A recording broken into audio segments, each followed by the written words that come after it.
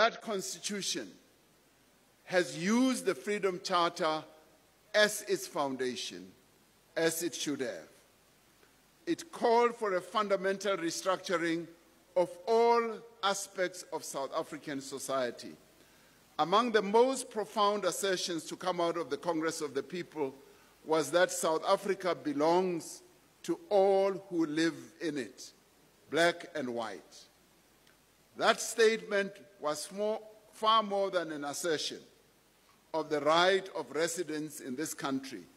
It was more of an assertion of a common citizenship.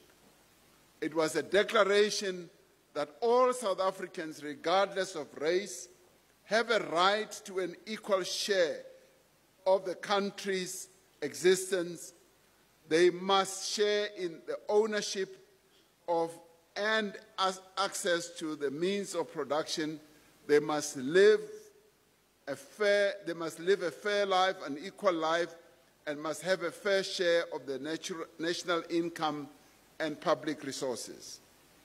The Freedom Charter called for the dispossessed and the disenfranchised to have equal ownership of their country. At the same time, it also made clear that white South Africans, the descendants of those who had come as colonizers and settlers, also had an equal right to call this country their home. This principle has guided the African National Congress over many decades and is foundational to the democratic society we are building. The Freedom Charter declares that the people shall govern.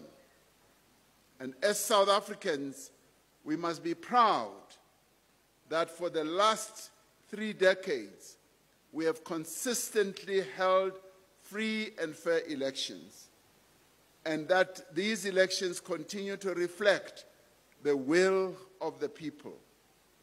And this is not our declaration only. It is what even those from outside our country observe. When they come to observe our elections, they say our elections have reflected the will of the people. That was a clear aspiration that was set out in the Freedom Charter. Democracy is deeply entrenched in our society and amongst our people. We understand that democracy also is much more than just holding regular elections.